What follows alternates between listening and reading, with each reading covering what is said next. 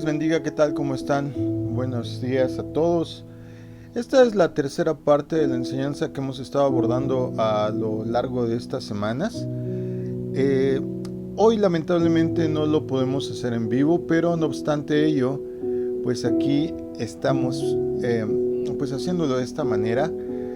Igualmente, si tienes alguna duda, alguna pregunta, puedes comunicarte con nosotros a través de nuestras redes sociales. Entonces abordemos este tema en su parte final. ¿Por qué hago lo que hago? Bueno, hemos estado hablando a lo largo de estas semanas acerca de lo que son las motivaciones y las actitudes, que siempre hay un deseo, un detonador, ¿verdad?, que hay detrás de todo lo que hacemos y que nos lleva a tener pues una serie de conductas bifurcadas, ramificadas, que todo se detona a través de resumir básicamente con quién estamos, con Dios o en contra de Él. En la escritura, en la Biblia, la forma más común de describir esta elección es a través de una pregunta: ¿a quién adoras? Las opciones son Dios o los ídolos.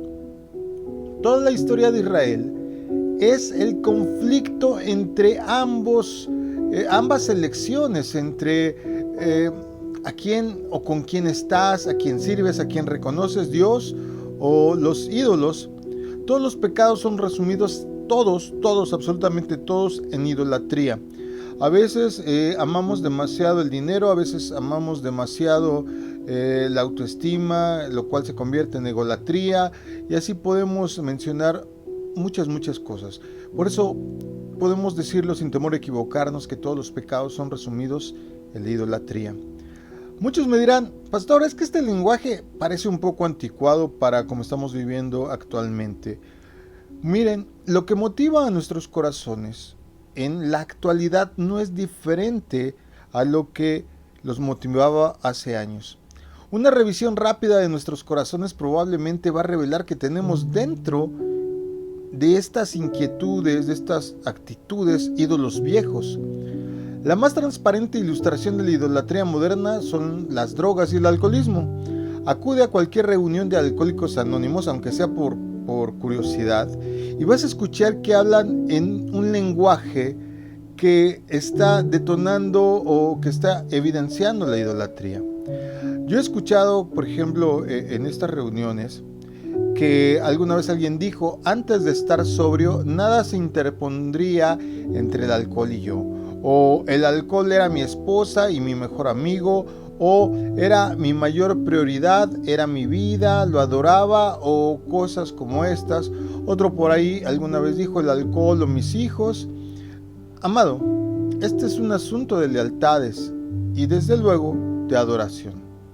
Casi puedes ver al adicto tomando a su querido ídolo y arrodillándose ante él, pidiéndole que lo bendiga, que bendiga su día, que lo libre del dolor, porque si tú le preguntas a una persona alcohólica, la mayoría de las veces, según ellos, toman y beben por olvidar, para dejar pasar el dolor. Sobre todo aquí en México, cuántas y cuántas canciones hablan de este asunto, de que vamos a olvidar con una copa de vino o ponernos hasta las manitas, como decían en mi barrio, para no acordarse de ella o de la decepción o de la pobreza o de lo que fuera. Hemos hablado desde el principio que lo que podemos ver en cuestión de emociones en el ser humano solo es la punta del iceberg. Hay más oculto de lo que podemos apreciar. En la superficie no es diferente con respecto al adicto, porque este es motivado por el placer que obtiene al consumir la droga. Si ahondamos más, amados, es difícil observar que su lealtad es más personal. Va en contra de su esposa e hijos y a favor de su droga. Sin embargo, al examinar más profundamente, la lealtad va todavía más allá. ¿Será Dios o sus ídolos? ¿A quién adorará? El ídolo, en este caso, es una botella de alcohol. Pero incluso el alcohol no es el mayor de sus problemas. El problema, por supuesto, está en cada uno de nosotros. El problema reside en nuestros corazones. Los ídolos son la forma en que tratamos de satisfacer los deseos de nuestros corazones. El alcohol es una forma de obtener lo que deseamos, también lo es el dinero. Incluso las personas pueden ser objetos de nuestra adoración porque pueden darnos el poder, amor o respeto que anhelamos. Todos los ídolos son objetos de los afectos egoístas de nuestro corazón, como lo podemos leer en Ezequiel 14, versículo 3. En lo que sea que confiemos o lo que sea que amemos, es un ídolo si no se trata del Dios verdadero. Ahora, recordemos un poco las enseñanzas de los otros días. Regresemos a esa lista de posibles motivaciones. El ser humano está motivado entonces, recordemos, puede ser por placer, poder, libertad, autonomía, paz, amor, intimidad, felicidad, significancia, reputación, comodidad, respeto, admiración, significado, control o éxito. La mayoría de estas cosas no son malas en sí mismas, pero cuando las valoramos más que a Dios, se convierten en ídolos. El problema no es que queramos estas cosas, sino que las deseamos demasiado. Se convierten en nuestra meta, nuestra esperanza, nuestro propósito. Sentimos que las necesitamos. Cuando están lejos de nuestro alcance, la vida parece insignificante, es miserable. Amado, hazte las siguientes preguntas para valorar si alguna de las motivaciones más profundas de tu corazón comienza a surgir.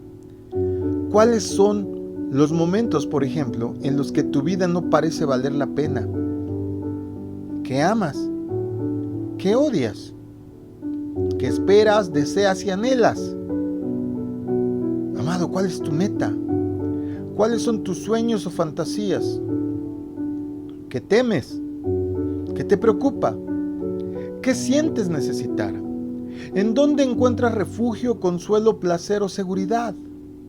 ¿Cómo se define el éxito o el fracaso para ti?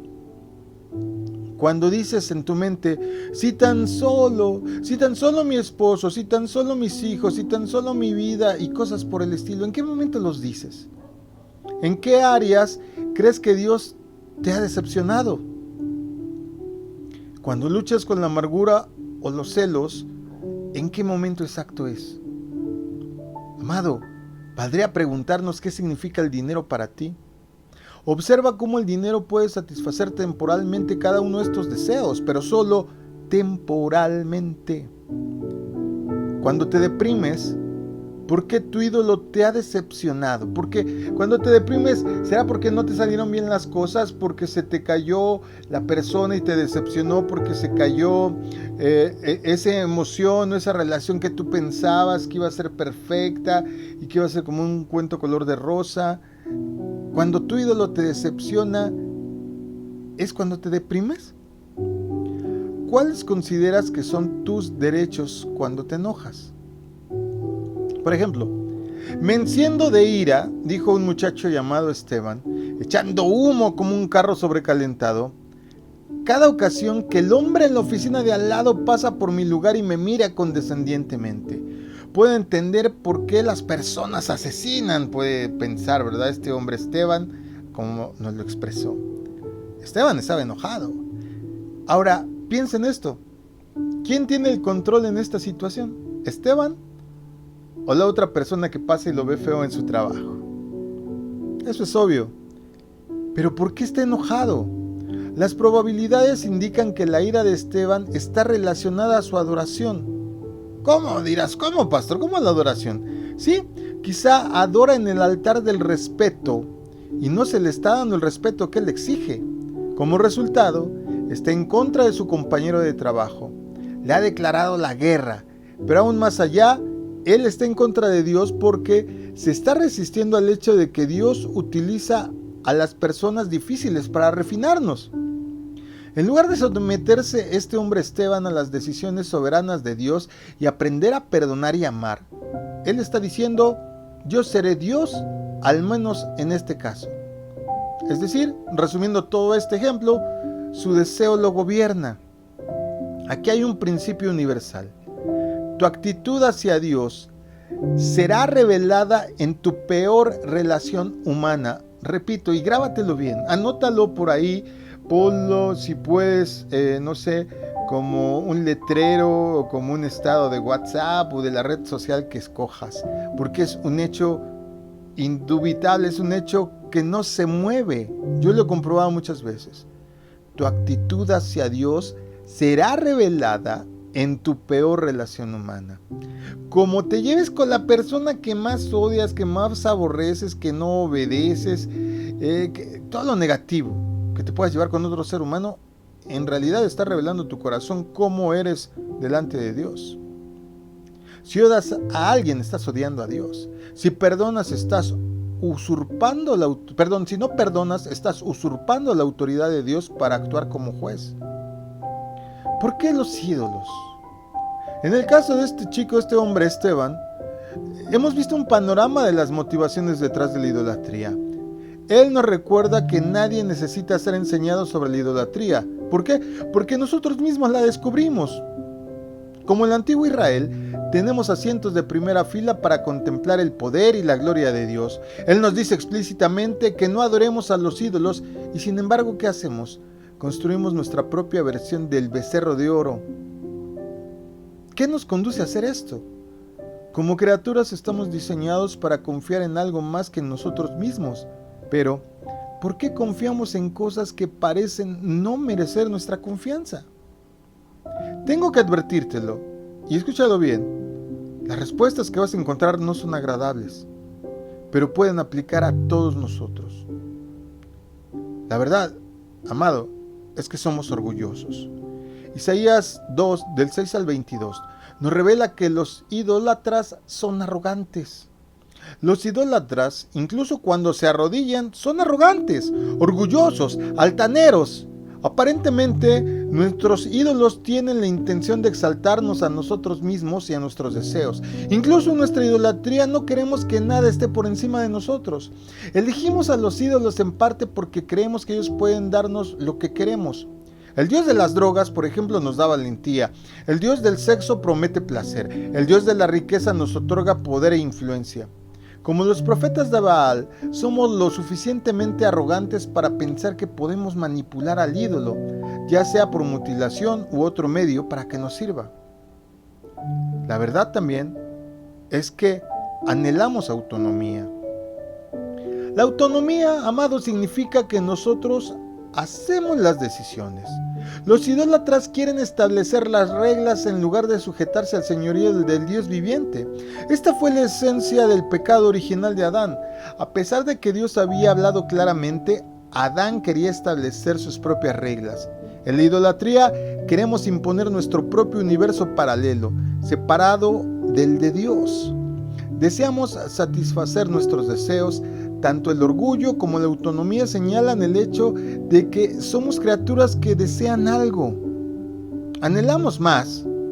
La idolatría frecuentemente se asociaba con orgías, borracheras y otras formas de autocomplacencia, como lo podemos ver en Éxodo 32:1, 1 Corintios 10:7 y otras tantas, Efesios 5:5. Codicia y avaricia. En todo el Nuevo Testamento se nos advierte sobre nuestros deseos. Por ejemplo, Gálatas 5:16 dice: digo pues, andad en el espíritu y no satisfagáis los deseos de la carne. Todos nosotros vivimos en otro tiempo en los deseos de nuestra carne, haciendo la voluntad de la carne y de los pensamientos, dice la carta a los Efesios 2:3. En Efesios 4:19 dice: los cuales después de que perdieron toda sensibilidad, se entregaron a la lascivia para cometer con avidez toda clase de impurezas. Santiago 1:14 dice, por ejemplo: sino que cada uno es tentado cuando de su propia concupiscencia es atraído y seducido. Y así puedo leer un montón de versículos más.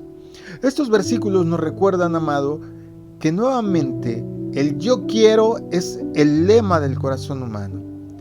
En él hay arrogancia, autonomía y deseos desenfrenados.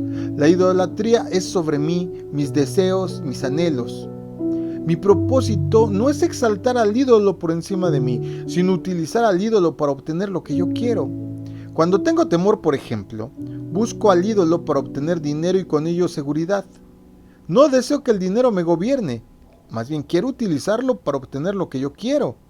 Cuando anhelo, por ejemplo, placer, me aferro a los ídolos del sexo, la comida o el sueño. El problema es que nunca siento que tengo suficiente. El ser humano, cuando piensa así, cuando se deja dominar por esa motivación de la idolatría, y sobre todo en este aspecto que acabo de decir, se va a dar cuenta que es como un pozo sin fondo, siempre quiere más. Es por ello que los ídolos se multiplican. Nuestros deseos son insaciables. Cuando colocamos nuestra confianza en los ídolos, encontramos que no pueden satisfacer nuestros deseos ni sostener nuestras esperanzas. ¿Y qué sucede? Buscamos más. La multiplicación de los dioses en la mitología griega o en el hinduismo, como lo que sucede actualmente en el corazón del ser humano, son cosas que emergen precisamente y provocan que tomemos ciertas acciones. El corazón es, como ya dijimos desde el principio, ciertamente una fábrica de ídolos. Hablemos de los ídolos y los cristianos. Sí, aún los cristianos somos idólatras. Toda esta práctica de fabricar ídolos parece ajena a muchos creyentes, porque pensamos, ¿verdad?, que después de todo no tenemos ídolos en nuestras casas, ya hemos jurado lealtad a Jesucristo. Amado, no olvidemos, sin embargo, que la idolatría reside calladamente en cada corazón. Los cristianos aún no están sin pecado. Tú no estás sin pecado, yo no estoy sin pecado. Eso solamente sucederá cuando Jesucristo regrese. Mientras tanto, luchamos, especialmente a nivel de nuestras motivaciones e imaginaciones. Las advertencias en contra de la idolatría y la hipocresía son correctamente dirigidas a nosotros primeramente, a los cristianos, a los que hemos confesado a Jesús como Salvador. La idolatría cristiana es más sutil que abandonar claramente a Cristo, por eso es muy peligroso. Simplemente podemos sentir que Cristo no es suficiente. A veces razonamos, Él puede darme la salvación eterna, pero ¿realmente me dará las cosas que creo necesitar como dinero, matrimonio o placer? Así que, solo para estar seguros, ¿qué hacemos? Dividimos nuestra confianza entre el Dios verdadero y varios ídolos. Es como tener una inversión diversificada. Mentimos en nuestra declaración de impuestos, excusamos nuestras relaciones sexuales premaritales y evitamos a personas inconvenientes. No parece tan malo porque no hemos renunciado a Cristo, pero esta confianza comprometida es exactamente igual a alejarnos de Dios. Cuando enfrentamos este hecho, todo lo que podemos decir es: está bien, me rindo. Engañoso es el corazón más que todas las cosas y perverso, ¿quién lo conocerá? Como dice Jeremías 17:9. Si vamos sobre lo que la palabra dice, te vas a hallar culpable. ¿Ok? Soy culpable. ¿Y ahora qué? ¿Simplemente esperamos a que Cristo regrese o hay algo más que tú y yo podamos hacer? La respuesta, para ir terminando este asunto, por supuesto, es que comenzamos la lucha contra el pecado de inmediato. Toda la Escritura nos dirige a ello, nos insta a ello, nos motiva a ello. Y el hecho de que el Padre nos haya enviado al Espíritu Santo indica que tenemos más municiones de las que necesitamos. Ahora la pregunta es, ok, ya entendí que mi manera de comportarme viene detonada por algo que está muy en mi interior, que puede estar siendo una actitud que ya ahondando es idolatría en algún sentido. ¿Cómo utilizo esas municiones que me da el Espíritu Santo? Bueno, en primer lugar, consideremos nuestros corazones. El camino del cambio siempre pasa a través del corazón. Así como muchos de los males están detonados en el corazón, el camino del cambio también. Hace unos días hablaba con mi hija y aquí mismo en la iglesia lo hemos dicho algunas veces, basados en esta narración, ¿verdad?, de que dentro del ser humano hay dos perros o dos lobos, uno bueno y uno malo. Y le decía hace poco a mi hija, ¿cuál lobo gana? ¿Cuál perro gana? Pues al que alimentes. Amado, el camino al cambio siempre pasa a través del corazón. El corazón no es bueno ni es malo. Depende cómo lo eduques, cómo lo hagas crecer, qué lo incentives y de qué lo llenes. Observemos el fruto de nuestra vida. Los grandes y pequeños pecados, las ansiedades y los miedos, las decepciones, la desesperación. Cuando los vemos nos preguntamos qué nos dicen sobre nuestra relación con Dios. Pero debemos de hacernos las preguntas reveladoras. ¿Qué deseaba yo cuando hice esto? ¿En qué creo? ¿Cómo esto se opone a otras personas? ¿En qué confío? ¿Qué mensaje estoy transmitiendo sobre Dios con mi conducta?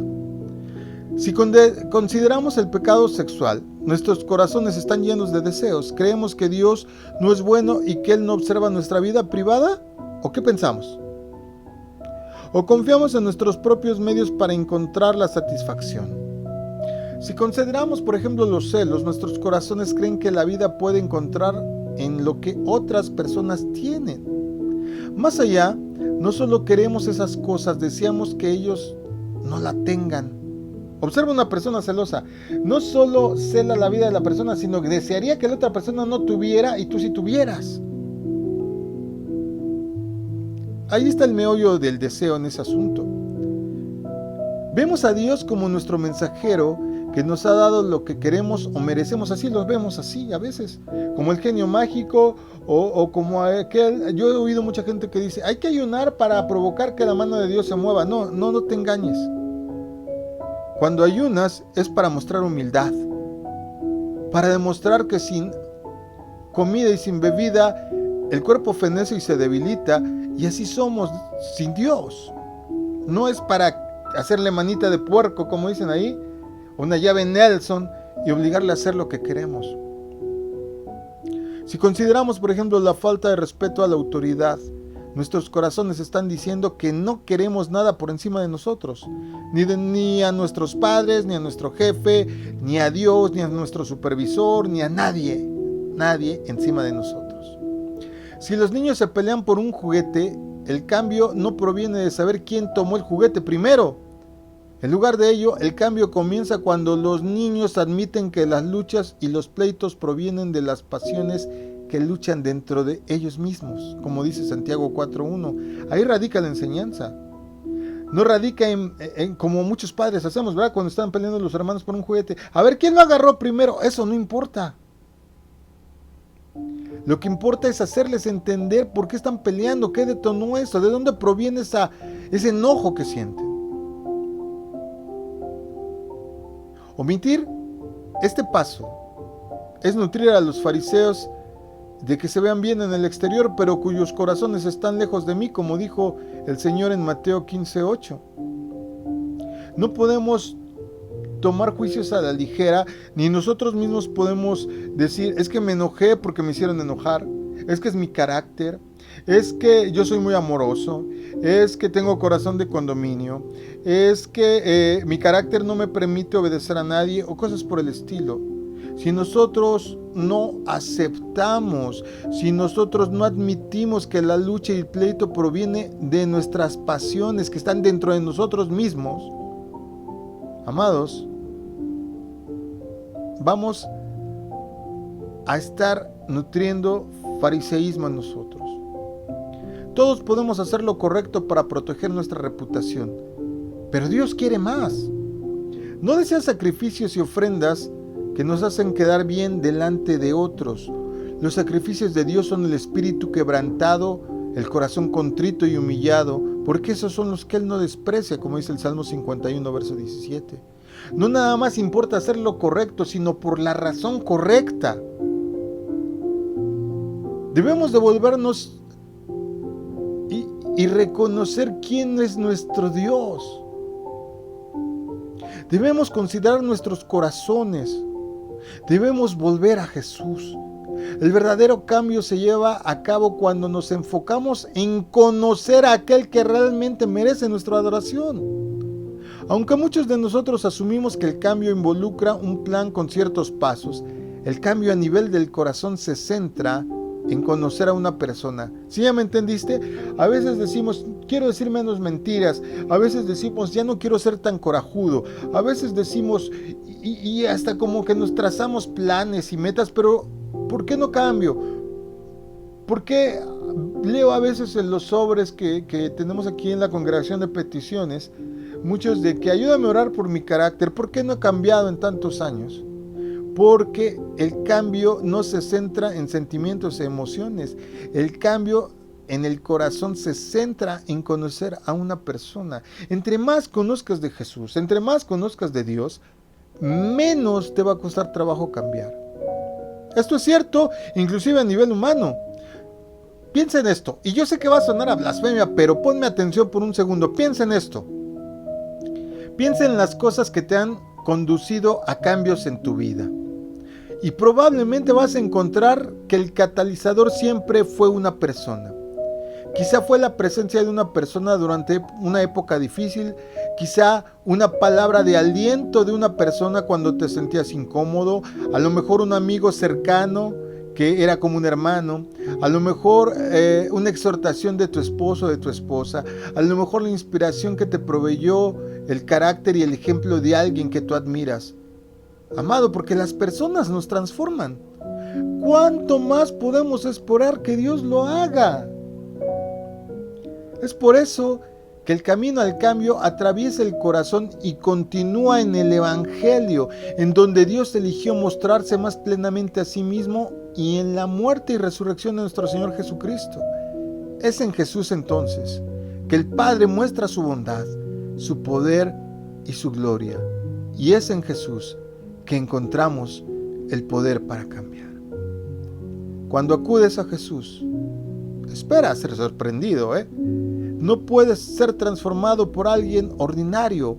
Habiendo considerado un poco de las motivaciones de nuestro corazón, empieza a sorprenderte que Jesús te acepta y te perdona a pesar de cómo eres. Esto es lo que la cruz asegura. No requiere obras, no requiere penitencias, no requiere sentarse en un rincón por cierto tiempo, ponerte orejas de burro, sentirte mal, que te pares sobre fichas, que te pongan un ladrillo en cada mano. En lugar de todo ello, el perdón de nuestros pecados proviene de Dios. Es recibido como un regalo mediante la fe. Y si el perdón proveniera de algo que nosotros hacemos, esto le restaría gloria a lo que Cristo ya hizo. Haría que el perdón de Dios fuese ordinario. No sería diferente a la manera en que perdonamos a las personas que nos compensan por lo que les hemos hecho. El perdón divino es muy diferente a lo que hemos experimentado. Nos fue otorgado mientras éramos pecadores, no simplemente después de que intentamos reformarnos. Todavía no habíamos movido un dedo para cambiar y Jesús ya nos había perdonado. Debido a este asombroso amor, podemos entonces, como dice la Escritura, acercarnos confiadamente al trono de la gracia. ¿Quieres cambiar? Necesitas acercarte a Dios. Y acercarte no nada más nominalmente, y me refiero no nada más venir a la iglesia, a la congregación donde vayas, no nada más abrir la Biblia y leer como desaforado. Quiere decir, de verdad acercarte a la persona que es Jesús, que es el ejemplo más cercano que tenemos de Dios, porque el que conoce a Jesús conoce al Padre. Este solo es el comienzo. Este amor, cuando lo entendemos, transforma cómo vamos a responder ante las circunstancias de la vida.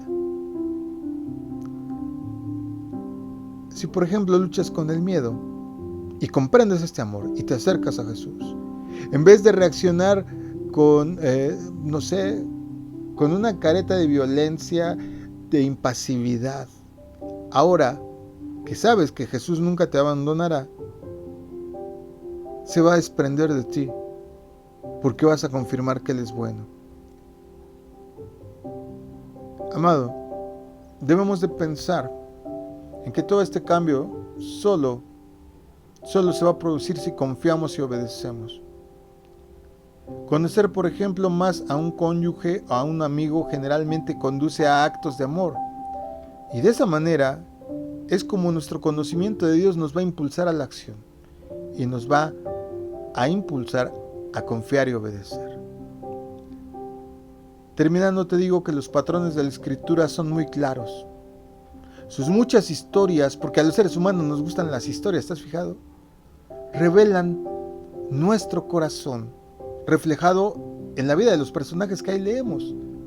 Y luego, estas mismas historias nos dirigen al Dios que perdona, que advierte, que juzga, que tiene la iniciativa y que busca.